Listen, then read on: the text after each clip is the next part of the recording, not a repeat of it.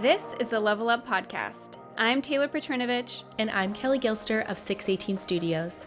And we are on a mission to help filmmakers level up their businesses and their craft so they can make more and work less.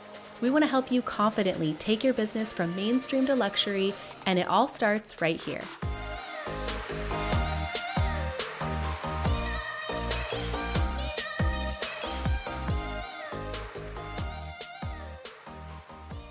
Hey friends, and welcome to another episode of the Level Up Podcast. I'm your host, Taylor Petrinovich, and I am joined today by my co-host, Kelley Gilster. Hello, everybody. How are you? I'm great. How are you? I'm good. We're in December now, and I'm excited. Christmas is right around the corner. Taylor, I really have a question for you. Are you a real tree person or a faux tree person? Ooh, I feel like the internet is so divided on this one. Okay, so I've always been a real tree person, and for the very first time last year, we got a fake tree. I caved. It's beautiful and it has glitter on it, and I love it, and I have no regrets. Wow. I just feel like I'm in the minority now. Like I'm one of the last few people like in my family and friend groups that do a real tree. I just think I'll always do a real tree. I love the process of like getting the real tree, and we actually also have a tradition that when you bring the real tree home and you like cut the bottom stump so like the tree sucks up more water, we always keep that little stump that we chop off and we like make it into another ornament and like say what year of that tree that was for us. Yeah. And then, I don't know. And then obviously the smell. I mean, I know that you can like also just go and get a wreath from Trader Joe's or some garland from Trader Joe's that does the same job, but I don't know. I just love a real tree. So if you guys are listening, DM us or comment if you're watching on YouTube. Tell us where you stand on this hot topic. Are you a faux tree person or are you a real tree person? Because we are also a divided house here at Level Up Co. Mom and Dad aren't getting along. Just kidding.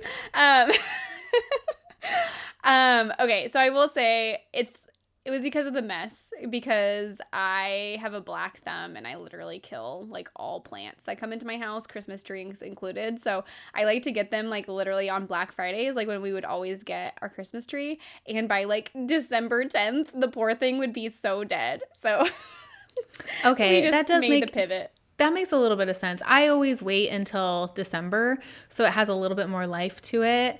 But then I tend to leave it up a little bit longer. Like, I don't know, that's the other thing. Do you keep your tree up until New Year's Eve? Nope. Or is it like December down after 26th? Christmas? Get that out of here. Are you serious? What a Grinch. That's kind of true. Yeah. No, I love Christmas, but I get all Christmased out by Christmas is the problem. I'm like burnt out on Christmas, and so by the 26th, I'm like ready for it to be over. Yeah, I get that. I have a really good friend who was like that. Like she's always ready right after Halloween to put everything out. And then December 26th, she's like, get this crap out of my house. I have to like declutter and re-clean and all that stuff. But all right.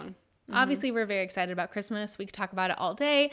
But Taylor and I have a really cool episode ahead for you guys. We're going to talk a little bit about how to make your films feel more luxury in a sense of what are the details to capture throughout the course of an event that you may be missing in your workflow that you may not even realize you are.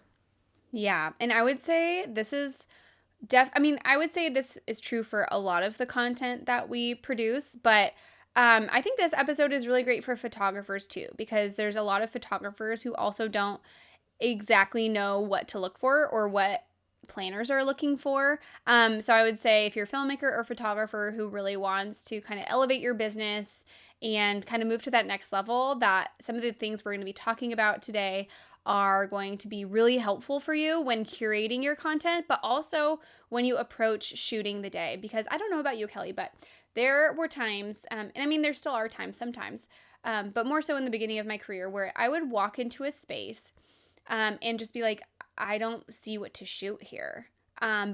Through my novice eyes, but now I'm like, there's so much to shoot here. I don't have enough time. So I would say like one of those things is cocktail hour. One of the first things that when I started filming weddings in 2017, I feel like it was very common in Facebook groups for people to talk about cocktail hour and how they just didn't capture it at all. They just skipped it. And now I cringe at the thought because sometimes that's like one of my, one of the things I look forward to capturing most. So maybe let's talk about like what people may be missing when they look at a wedding and they may not think it's worthy of capturing, but now we know better. Yeah, that's such a good point. Actually, Taylor, I don't know if I ever told you this, but from our own wedding, when I looked back on the raw footage of our own wedding, my most favorite moments to relive are those that were captured at cocktail hour. So cocktail hour is actually a really big deal. Like I loved watching friends and family hanging out together, enjoying the guest experience aspects. I mean, we didn't have like the type of wedding that we shoot now, but cocktail hour is actually a great opportunity for you to, of course, capture the design. Of course, so it's almost like 3 layers, right? So I think that it's capturing the design and details, it's capturing the guests, and then it's capturing the guest experience. Do you kind of want to break those down a little bit more, Taylor? Yeah, so I would say a lot of filmmakers or maybe like new photographers would walk into cocktail hour and they would see things like the bar with maybe some floral arrangements there. They would see maybe a lounge with a couch and a couple of chairs and a coffee table. And they would see those high top tables. And they might think, there's no story here. That's one of like the most common phrases. What's the story? There's no story. And we all know, we talk about this a lot, is as you move into the luxury space, the wedding itself is the story. So I would say the same as everything else when you're a photographer or filmmaker, wide, medium, tight, right? So we're getting the overall look and feel of the space with those wide shots. Mediums on those vignettes of just the bar. Even I like to, okay, so one thing I like to do is I like to have the bartender like make a drink in front of me and capture them, shaking the shaker and, things like that. If there's not already those signature cocktails placed out for us to capture, you can always ask. They're usually more than happy to help you out.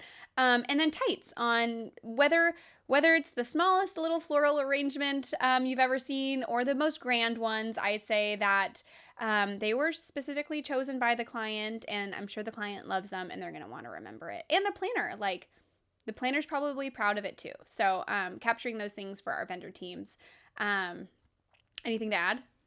Yeah, no, I love that you do that. So like if we want to kind of look at this too, like you're capturing the bar as a wide, right? Because that's part of the design. And maybe you're not quite shooting that level of caliber of event just yet, right? So maybe it's just kind of the standard bar that came with the venue itself. It's not like a custom piece that was either made specifically for the client or something that they brought in from a specialty rental company. But you can still...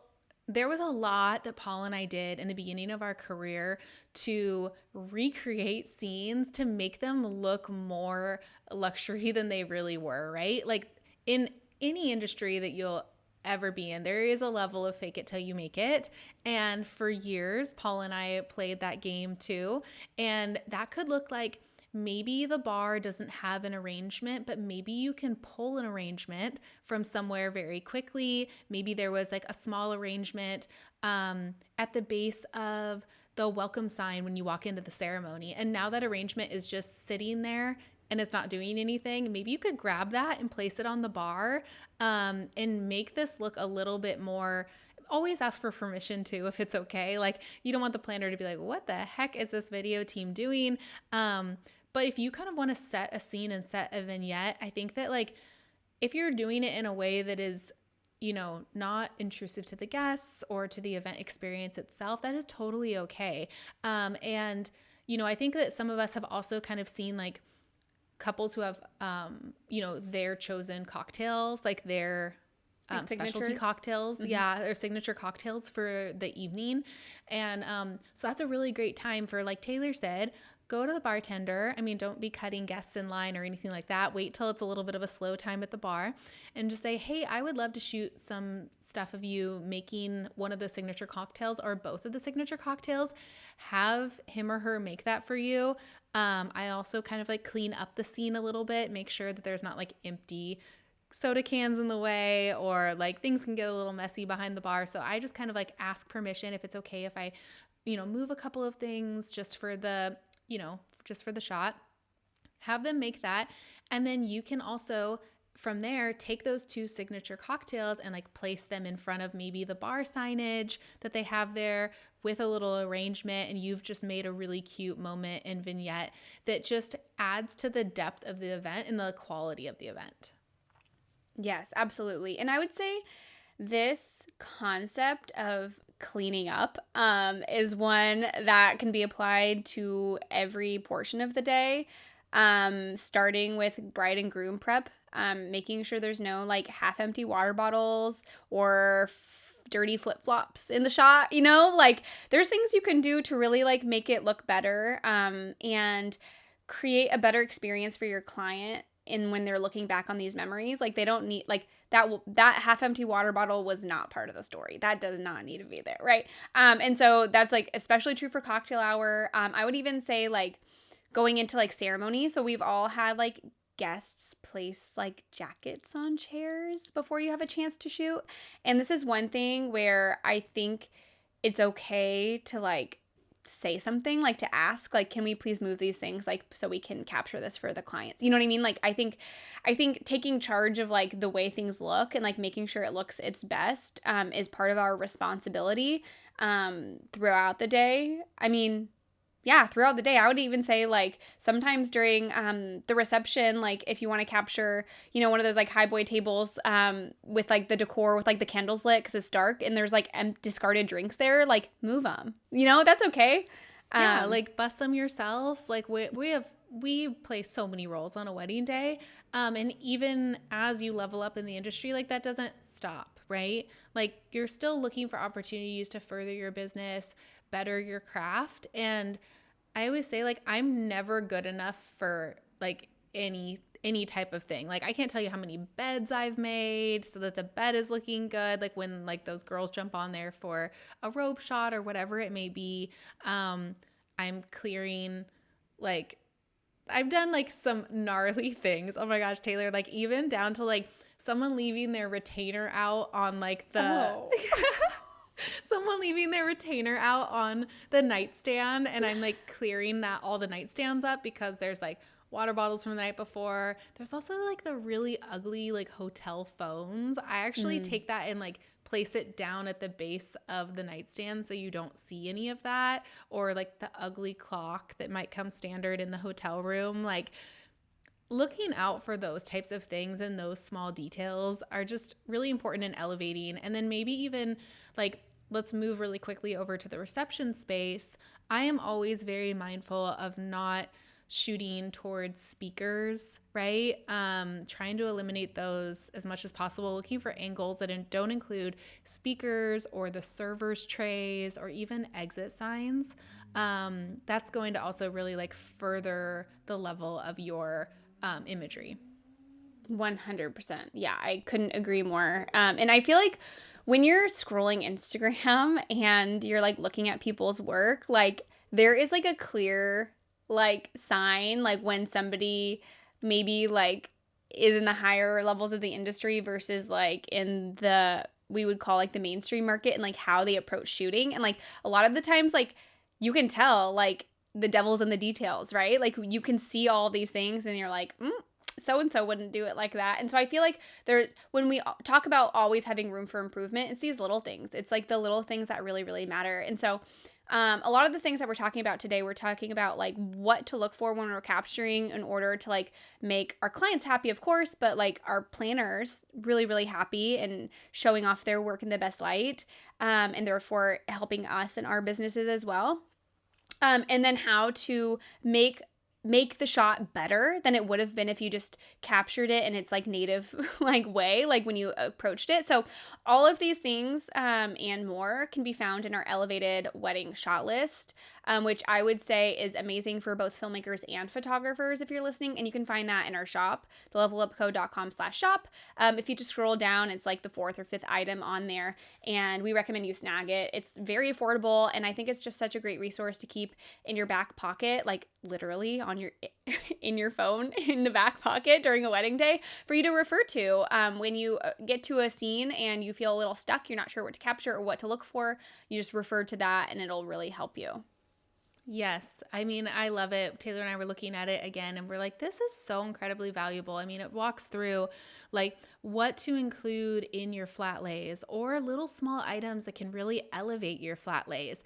You know, maybe it's bringing a flat lay board with you, you know, in order to really refine the flat lay in general, show off that invitation suite, move into those groom details, like what to include in that groom details flat lay that really speaks to a luxury clientele and a luxury planner and what they are looking for. You know, we walk through, you know, what are the go-to shots to get for ceremony? What are the tights to focus on ceremony in order to bring just more of that depth and a higher level to your films? Cocktail hour, reception. Am I missing any, Taylor? We like walk through a whole wedding day on what to look for in those specific scenes. And we actually ran this whole list by a luxury wedding planner. And she was able to give her input too on just common mistakes that she sees photographers and filmmakers see that are most commonly missed. One in particular she said was the escort display. So for those listening, the escort display is basically the seating, like chart for a better word, where they let the guests know like which table they'll be sitting at for dinner. And so that's one that like I think is such a big design element to the wedding day that people don't realize. And that one is one that can be missed. Taylor, I'll also say too, a little trick is I always like to get a little peek at that escort display as they're setting it up. And I make a mental note if it's an item that they're actually going to be removing from the wall or the table, or if it's something that's just going to be staying there the remainder of the night. So a guest just goes up to the wall and reads which table they're at. Like it's not like a card that they're taking off the table, or it's not like, you know, a specialty little key that they're taking off with their name and table number. Because that can be, you know, you could get to cocktail hour and you'll be too late and then they're taken and there's holes in your escort display. So being mindful of like when I need to shoot that too. And we talk about that also in the list. Yeah. And also I feel like that adds a layer of being able to capture guests experiencing it and interacting with it as well, which I think in the photo world, a static object looks so beautiful all on its own. Like I really think that photo is the best medium for a static object. But we all know that when it comes to video, like that can feel maybe a little awkward or just raise some eyebrows, you know? And so I think that being able to incorporate a guest interacting with it is the best way for us to show off those details. And so another thing that I like to do, like I will ask a guest, like, can you find your name and can I please capture you like taking yours? And a lot of times they'll like giggle and like it'll be funny and I might have to ask a couple people to get the shot, you know? But I think it's worth asking. And sometimes if it's like a huge crowd around it, like you really can't get the shot. So you do have to kind of wait and be mindful of that. But I think that like those who rise to the top, they got there because they're willing to do what other people are not willing to do. And if we're willing to also do those things, like go the extra mile, like it's just going to help us and make everyone happy. So yeah. I'll even take it a step further. I'm seeking out like the best dressed guest or someone who's wearing a dress that matches with the color story of the wedding, right? So if like the wedding is, you know, a dusty blue and white and black, right? I'll maybe see if there is a guest that I happen to spot that is wearing like that signature blue color. They just happen to be. And I'll, ask if they could, maybe be my model for this quick thing. And so that's where that's what we're kind of saying, like in the mainstream market, the story really falls all on the couple because that's all there is. But as you rise within the industry, and even if you haven't gotten there just yet, it's really important to start to see these events in the way that a luxury filmmaker and photographer would.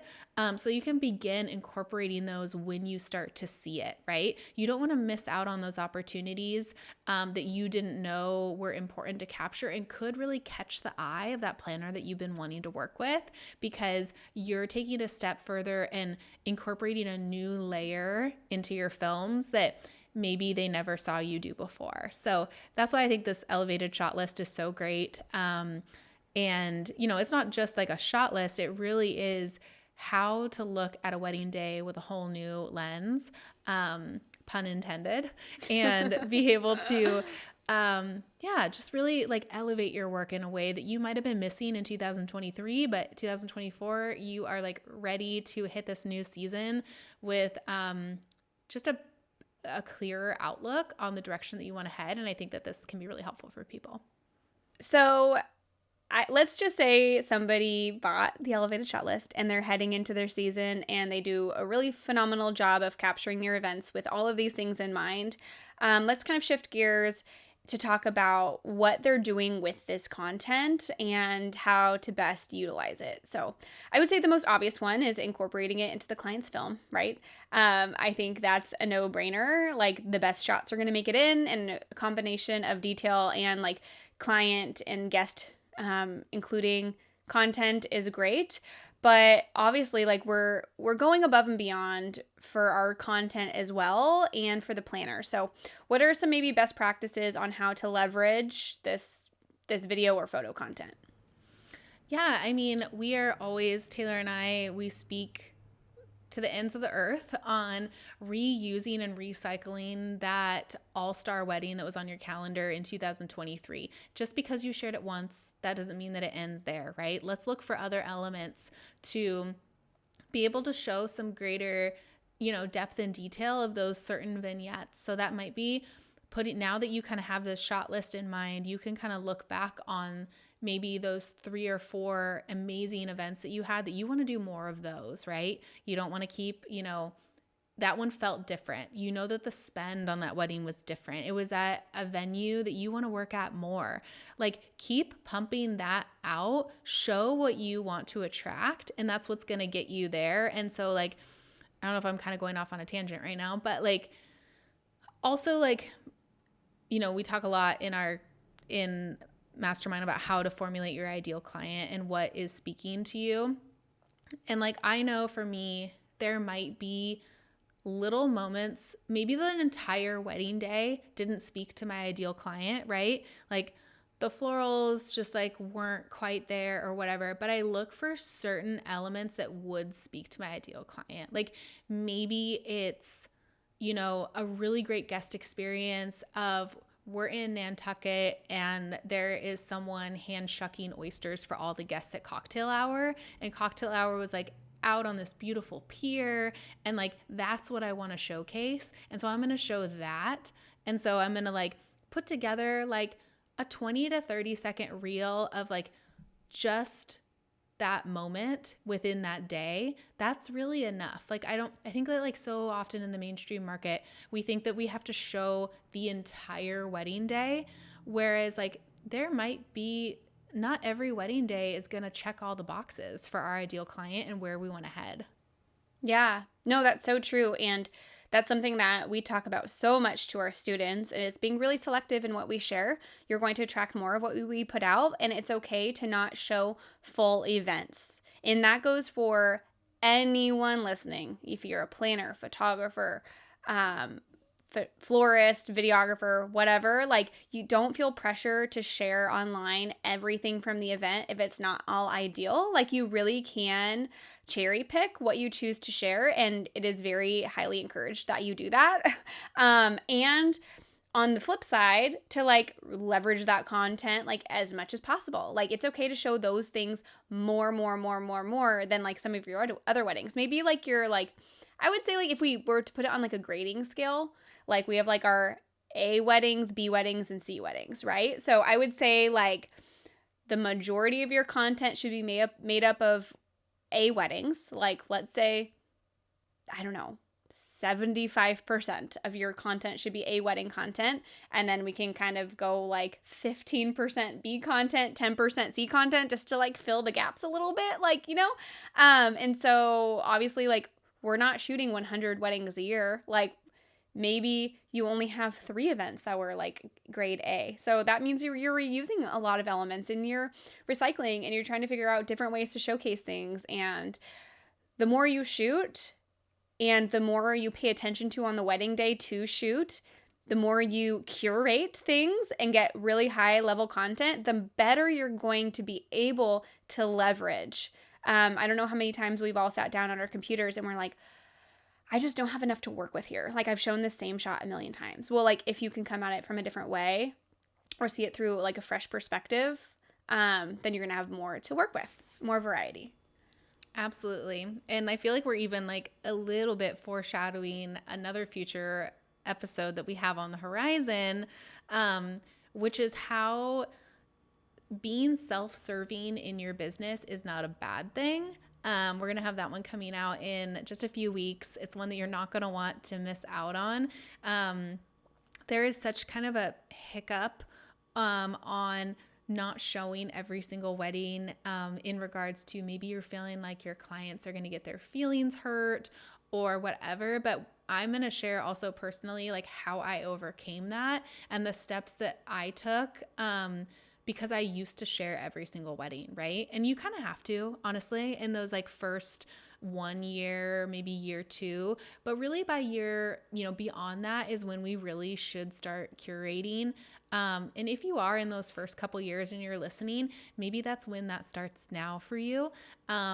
It's a hard transition to make. I won't lie. As a people pleaser myself, I struggled a lot with, basically making some videos private on Vimeo, all this stuff. And we're going to get all into that on how to just really gracefully navigate that with, in a way that is not going to hurt your client's feelings, and how by doing this, you're just really doing the best thing for your business. So Taylor and I are really excited about that conversation too.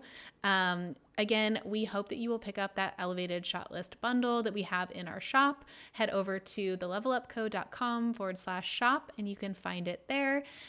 We hope you guys are having a wonderful holiday season. Again, we love listening to you guys. It's been just such an incredible year. We hope that you guys end strong and have your sights set for big things in 2024. Thank you for joining us in this conversation. If you enjoyed this episode, please help us reach more filmmakers just like you by taking a screenshot and sharing it on social media. Don't forget to tag us at The Level Up Co. And join us again next week, same time, same place, as we continue to level up the industry together.